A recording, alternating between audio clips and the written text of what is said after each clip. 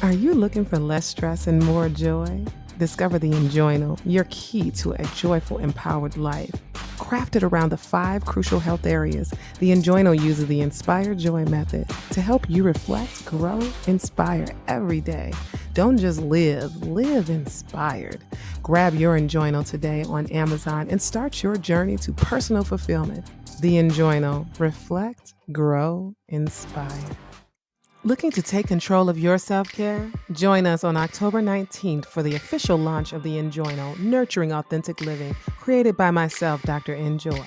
From 2 to 4 p.m. at Studio House Atlanta, experience a wellness event with self care tips, interactive booths, and a chance to get your Enjoyno signed by me.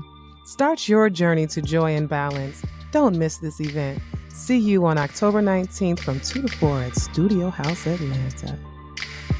Now we're into intimacy because our social health, relationships, all those things, they can be both a joy and a joy stiller. Welcome to Journey to Joy Live, a podcast to promote wellness, resilience, and joy while providing mental health awareness and breaking down the stigma of mental illness in the Black community. I'm your host, Dr. Enjoy, and today I bring to you episode 66, Intimacy Matters, Deepening Connection for Social Health.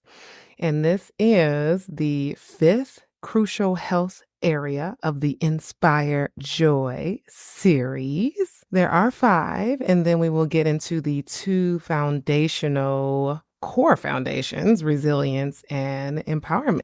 So we've already done the first I in Inspire, which was integrity, N for nurture, our physical health, S for stability, our financial health, P for purpose, our aspirational health. And now our second I in Inspire is intimacy, delving into our social health, because that is important. And there's a reason why integrity comes first. If you remember, during integrity, we talked about unpacking our mental baggage and being able to reframe our thoughts and how we think, because everything starts with how we think. The world that we can create in our minds about what could be going on, about what someone else said to us, and how we interpret things, the bias that our trauma may give us about how we perceive things that happen to us and happen around us, definitely affects us greatly and affects our mental health greatly. So that's why we talk about integrity first, because being able to know how to change your thoughts from negative thoughts to positive thoughts, knowing how to recognize your automatic thoughts and those thought traps that might be leading you down the wrong thought road is really important. And of course, integrity, we talked about emotional regulation, cultivating gratitude, and of course, being able to get through those traumas. All of that is important before we get to our social health. You not knowing who you are, you not having that integrity and being able to be your true self, being able to clear your mind of mental clutter, that impacts your relationships, right? No matter if you want to be in a relationship, and I'm talking all relationships. I'm not talking about dating relationships, just those. I'm talking about parenting relationships. I'm talking about working relationships, friendships, being a daughter, being a son, right? So those kinds of relationships, any kind of relationship you may encounter, you're not on this world by yourself. So you have to know how to be in a relationship, and knowing yourself and having that integrity and having that mental strength is very crucial before being able to have successful, healthy relationships. So that is why that is first in the Enjoyno. Please work on yourself, work on your thoughts. I mean, of course, we're doing these kind of things simultaneously. I mean, you definitely want to be able to have successful relationships while you're working on this at the same time. But hey, if it's too much to work on at the same time, at least start with yourself, start with your integrity. But anyhow, we got through the integrity, we got through nurture, we got through stability, and we did purpose last week. Now we're into intimacy, because our social health, relationships, all those things, they can be both a joy and a joy stiller. I talk about joy stillers and stressors in the Enjoino a lot. And, the word stress pretty much covers a lot of different things that we could be experiencing in life. Stress can have to do with toxic relationships, stress can have to do with work issues or financial issues or mental illness. So I use the word stress just to kind of clump in all of what's going on. But anyhow, when it comes to relationships, that can be a stress. It can be a joy stiller, something that just takes your joy from you. But relationships can also give you joy. And there's obviously lots of benefits from relationships. Again, we're not in this world by ourselves. So we have to be able to know how to be in relationships and have healthy relationships. Because on the flip side of those relationships giving us joy, they can also give us stress and they can make our mental health a lot worse and increase anxiety, increase depression, lead to peer pressure, lead to addiction, relapse. There's a lot of different things that our social relationships can do. So I was hoping to talk about different kinds: working relationships, parenting, marriage, maybe hit on some dating. Of course, I'm in the marriage stage, so and then also, I think that was it. There was friendships, right? But let me start with working relationships. Working relationships seem to be easier, air quotes, because of course they're not easy. But for some reason, we are more professional and we have more emotional regulation when it comes to our working relationships. Why is that? Is it because it's tied to our money? Like, oh, well, I get paid to be professional in this arena and with this person, so I'm not going to cuss them out even though I want to. But then when we go home, then we might cuss somebody out that, be yelling at a child or taking it out on our spouse. Why is that? Why do we have more control at work as opposed to at home? We need to think about that. And some people might say, well, it's because I'm more vulnerable around my spouse. I'm more vulnerable around my kids. I'm able to be myself. Well, it's good to be able to be yourself. No one's saying that you shouldn't, let out what's going on or vent. But venting is different from actually taking it out on them. If you're stressed about something at work, there's still some control that you should have when it comes to bringing that home to your spouse and to your kids. So that same control that you have at work, we still need to funnel that so that we're not taking it out on our kids if you are stressed at work. And usually when we're at work, we're really good at empathy. We're really good at seeing the other side and being able to calm ourselves, have that emotional regulation so that whatever is going on, we're not cussing out that boss or that person that we work with. And it really goes back to emotional intelligence. The 4 components of emotional intelligence is self-awareness, knowing yourself, emotional regulation, empathy, and social skills. But we talk about that around the workplace. We need those components in every relationship. Use whatever control you have in that working relationship and bring it to your personal relationships. Now, if you're that person where you're like, well, I don't have control of my working relationships either. I just cuss the person out. And guess what? You don't have a job and you're going from job to job. So we need to focus on that emotional intelligence as well with you if you're that person that's cussing people out at work. But think about that. Look it up. Emotional intelligence, empathy, self-awareness, emotional regulation, and social skills. That's definitely very important to have when you are dealing with other people. Now, even when it is stressful, that's why that self-awareness is important, and the self-care and being able to give into yourself first before dealing with other people. The best time to do that is the first thing in the morning. Is being able to give to yourself so that you can conquer the world and conquer the people that you have to deal with throughout the day. Personal time, personal relationships, and your working relationships. So that's why self-care is so important, because then you recharge your battery so that you can be able to deal with other people. Relationships can increase resilience when you're able to work on yourself. And I keep saying the word work. That's because these things are work. I mentioned in the past, joy is work. It takes work to be able to enter the journey to joy. It takes work to be able to experience joy. It takes work to be able to think positively, to be able to have gratitude, to be able to have these things. So if we're thinking that a healthy relationship is just going to fall on us, that's not how it works. We have to work for it. And so, with that self awareness and working on yourself and having that self care, you're thinking about what can I change? Do I need more patience in my relationships? Do I need to think before I talk? Do I need to think before I act? Do I need to walk away before saying the wrong thing that I can't take back? It takes two to tango. We say that all the time. So, of course, it's not all on you, but what can you change? Because you're the only one that can control you. And in the relationship, you're the only one that you can change. So, what is it that you can change about a particular relationship? So, that was working relationships, parenting, parenting. I mean, that is just at the forefront for me because, of course, I'm a parent of three boys, 1, 3, and 13.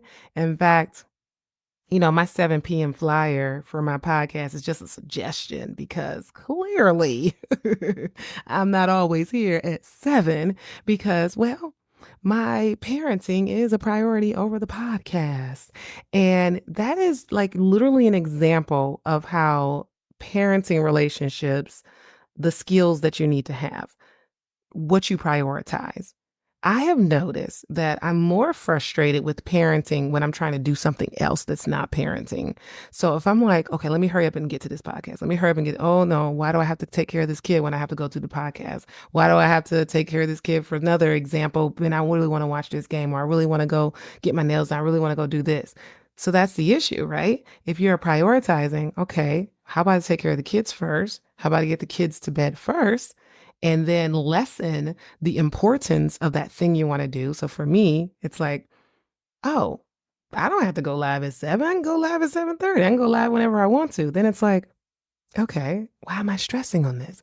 Why don't I relax? And why don't I get the kids to bed first? So that's true with a lot of things. And I was talking with one of the docs on an earlier podcast earlier this year, and we were talking about parenting challenges. And that's exactly what we were saying. It's just like if you're trying to do something else and you're not giving your full attention to the kids, you are more inclined to be more stressed out or annoyed by the kids when they want your attention. So if the kids are around, try your best to devote your attention to them so that, hey, that lessens your stress. So that work email can wait until they're doing something else and then you do work. So it's about the priorities that you do. But at the same time, as I mentioned on an earlier podcast, parenting takes 100% patience, but about 50% sacrifice. So you're not going to sacrifice everything, which is why you have to schedule in when you get to do things without the kids and when you do things with the kids. Because, of course, parenting, like any relationship, is a joy, but it also can be a joy stiller. So it's a matter of taking care of ourselves and prioritizing that so that we can give what we can give to our kids so that they are not a stressor. What else can I say about parenting? Because it's for sure can weigh in on our mental health for sure. But in general, bringing in that emotional intelligence that you have at work, when you think about that empathy, active listening, so that works with our spouses in marriage, it works in dating, it works at home, it works with our parenting skills, actively listening. So if someone feels like you're not there for them, you're not actively listening to them, then that can strain the relationship. That can especially strain the relationship with a child because then now they're nagging on you because you're not listening to them. So that is critical to all types of relationships in order to foster deepen connections so that you are there for them and that you are listening and fostering that relationship. So with parenting, being there with them 100% of the time, giving your attention, and then of course setting the boundaries.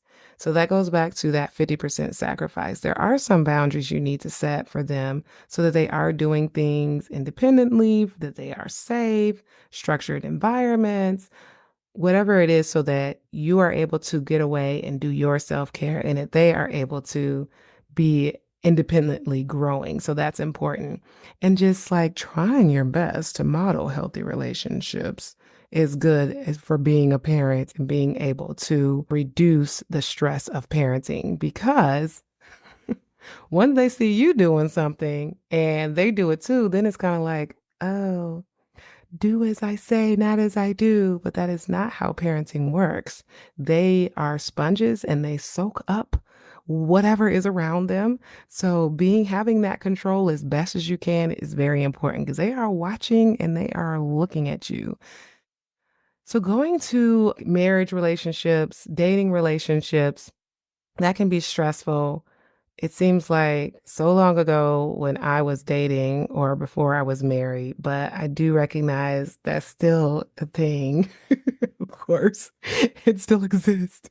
I'm looking at shows like Love is Blind and what's the other one? Well, basically, Love is Blind. Can't wait to watch new episodes. Anyway, and I'm just like, it's hard out here. Oh, the radio. I listen to the first date updates on the radio, and it's just like, oh my gosh, like the type of things that are going on. I say people are just going to be single forever because the way people ghost, they'll call them and they'll be like, oh, the reason why I didn't want to call them back is because they were too hot or because they smiled wrong at this person. I'm like, people are so hard on people. So when it comes to your social health and your relationships and with dating, what is a criteria you can just give up? Like, we are so hard on ourselves because we have this like huge list of criteria that we need in this person that we're looking for, but you're just like lessening your ability to even find someone. Case in point, I had the longest list of what I needed in a husband, and that part of that list was I didn't want a man that had a kid. Hmm, interesting, because I ended up marrying someone with a kid. So if I kept that as a criteria that I did not want in my man or someone I dated, guess who wouldn't be married? Interesting. So dating can be hard, but think about your list. You really have to have a list. And I'm really talking to the women because most of the time it's the women that have that list that there's certain person that they need to be with. The men are just pretty simple. They're just like out here, like, I just want a woman who I can trust and I can communicate with. That's how they feel. But us women, we got to have this long list. But I literally remember like a couple, like just 1 month before I met my husband, listening to a video that was talking about that, how you just need to lessen your criteria. And I was just like, okay, obviously you still have self-worth and self-respect. So you don't want to lessen your criteria too much, but you still want to lessen it to the point where you're not limiting yourself. There was this funny reel I watched the other day about how women date, where there was a man and it was like, he was a doctor. He had like two um PhD and a medical degree, and he rescued cats, and he was like absolutely amazing. And then all the girls were like, and of course it was a guy playing like he was a girl, but all the girls were like, how tall is he? And they're like, oh, he's 5'7". They're like, oh no, we don't want him. Like he had all this amazing criteria, but they didn't want him because he was 5'7". And the next guy was just as amazing and did all these great things. How tall is he? Oh, he's a 5'8". Oh no, we don't want him. And then the last guy, they're like, oh, he has like 3 felonies and he has five baby mamas and 4 kids or some crazy thing like that. And they're like, oh, how tall is he? And he stands up and he's 6'3". And they're like, oh, we want him. That's how we are as women. It's like frivolous things. Like, oh, come on. So seriously, single woman out there, if you are having a hard time dating, what are some things you can knock off your list? Come on now. It's something. You got that list of 20 people, 20 criteria on your list that you need. But think about the most important things and what could be limiting you in dating. So that's my spiel on dating, because it's frustrating. I know I was doing online dating. I was doing all kinds of things back then, and it was very frustrating. But thriving while waiting and thriving while you're in that dating relationships or even while you're single. It was a book called Thrive. And the idea behind that book called Thrive is that you're not just waiting for your mate or your spouse or your person. I guess that's a new thing they say. I'm waiting for my person, the one. You're not just waiting, you're thriving. So what can you be doing now to enjoy your life while you're single? Because trust me, what did I just say? Relationships are work. So what can you do on your own right now? I know I travel, I did all kinds of things. I enjoyed my singlehood and I'm enjoying the parenting hood and the marriage hood. But I'm just saying, there comes a point where once you get married, you're not gonna have all the time to do all those things that you can do right now. So thriving while single is important. All right, let's transition into marriage because it is work. We were just at a marriage conference last week at our church, and it was just really nice being around married couples. So that's definitely one thing you need to do is be around other married couples who are trying to do the same thing. And the same thing is having a successful marriage. And that was one of the things that our pastor said. It's the Faith Center.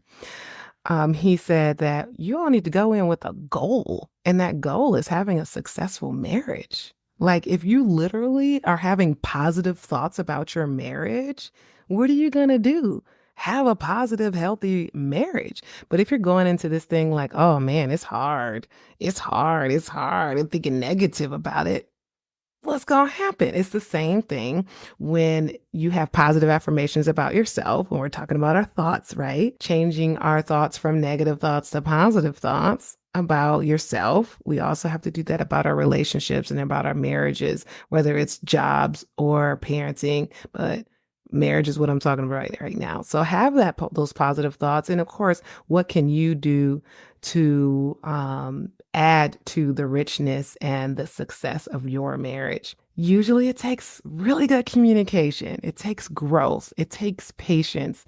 It takes lessening you, kind of like, well, selflessness. That's what lessening you is. That's being selfless. You obviously want to maintain yourself, right? So you want to be able to have your self-care and be yourself, but then there's a lot of growth that comes out of marriage as well. And so being open to that and open to those changes.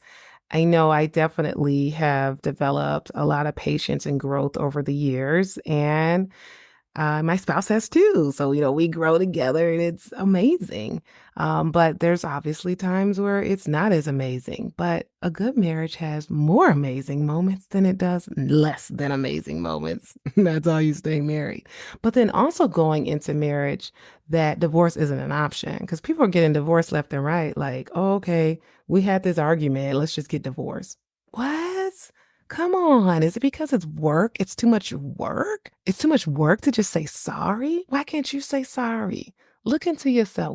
What happened to you in your childhood? That's going back to that trauma that I said that we need to work on before being able to cultivate healthy relationships. What happened to you where you can't say sorry? Are you feeling like it's too much for you to be vulnerable? Or when you say sorry, the person threw everything up in your face and blamed you for everything. What happened where you can't say sorry? Because usually being able to take responsibility for your actions or understand where the person's coming from, because maybe there isn't something that went wrong, but it's just understanding where they're coming from. And that's another thing that came out of that marriage conference.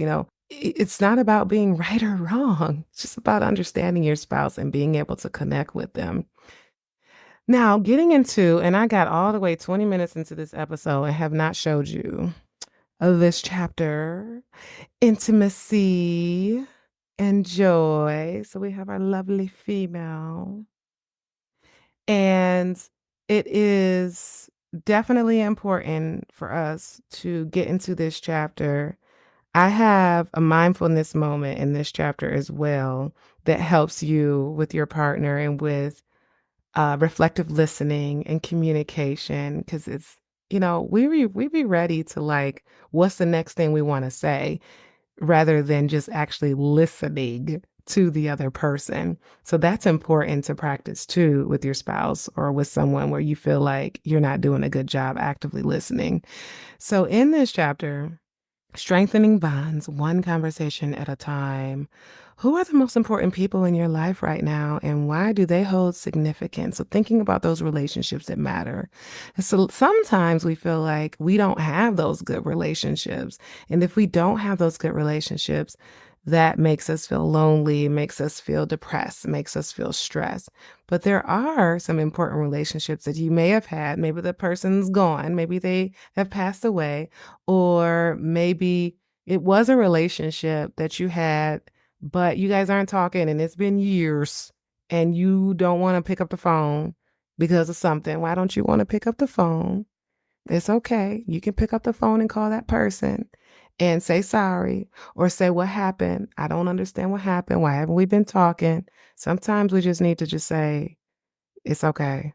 We can get through it and we can get over it. But what is an important relationship in your life right now that you feel like has you have lost, or that it's just been on a large pause, or a sister that you may not have spoken to in years, a parent you may not have spoken to in years, a child you may not have spoken to in years.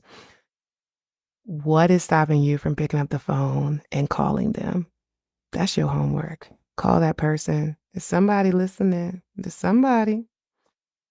Assess your relationship satisfaction on a scale of 1 to 10. How satisfied am I with my level of intimacy and connection in my relationships? Again, in here, I'm not talking about just romantic relationships, but the intimacy and the connection that you might have with someone. A best friend. Oh, I used to talk to her every day, but now we don't talk because of blah, blah, blah, blah. And oh, we just text. Pick up that phone. A lot of different friendships are just long distance. I know my longest relationships are long distance. My BFF who's watching right now, she long distance. My sister long distance. My longest relationship, I've known that girl since fourth grade. She long distance. I've got some good friendships that I've started in Atlanta, of course, and there's some good relationships, but I'm just saying, like, the longest ones, a lot of people haven't, they just don't live in the same city. So pick up the phone, do a video call. I need to do that too. We were just talking about that, how we need to do more video calls. We did that. Was that today? I don't know. Time. Express gratitude and appreciation. Write a letter or a message expressing that gratitude to a person and send it to them. There was a amount of time that went by that every time my 13-year-old left the house, I said, tell somebody a compliment today, because it is just nice to be nice to people. So boundaries. I wanted to make sure I got into that because in relationships, we need to make sure we are able to express our boundaries, any type of boundaries that we need, especially with work. And I mean, whether you work from home or work out of an office or your salary, so you feel like you always need to be on the clock, expressing those boundaries are important. I know last night I got a phone call from someone who I supervise, and I was cooking. And usually I answer the phone when they call because I do like to be approachable and accessible to people that I supervise. But then I said, well, wait a minute, boundaries. I didn't answer the phone.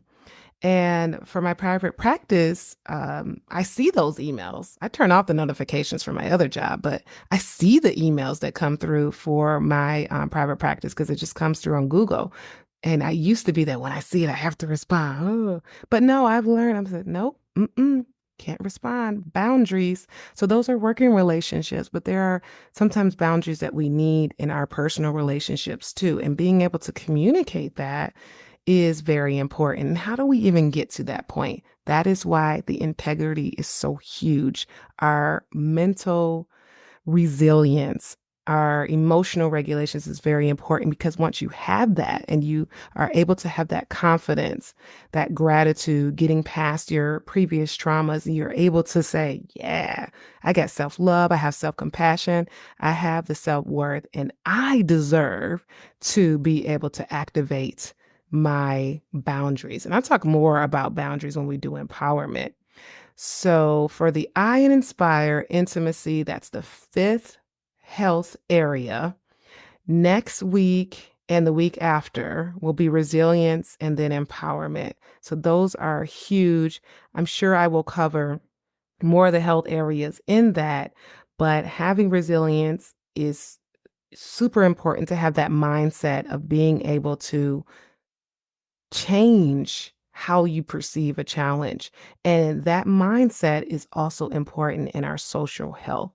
Changing that, well, relationships just aren't easy and that that's okay, and that I'm willing to do the work to grow in however way I need to in order to strengthen relationships. So, what do you need to do to strengthen a certain relationship right now, whether it's parenting relationship or work relationship or a personal relationship? What do you need to do? And make sure you do it and pick up that phone and call that person that you haven't spoken to in a long time. And let me know. Send me a DM or a comment and let me know how it went when you called that person. Okay, I can talk forever on this. Try to keep it to about 30 minutes. I'm at that mark. Thank you for listening. Come out to Atlanta, October 19th from 2 to 4 at Studio House Atlanta. It's getting big. It's not just a book signing. I'm going to be there signing books, but I'm bringing the Enjoyno to life. So we're talking about Inspire. I'm going to have some experts there inside the integrity. How can you increase your mental health, as well as experts there for nurture, the physical health, the financial health? Yes, because I am not a financial expert. And yes, I have a financial coach, and we'll have people in the other areas. So, yeah, it's a whole wellness event, vendors with giveaways and things like that. You don't want to miss out. And plus, you get your Enjoyno signed. All right. Thank you for listening. Have a great week.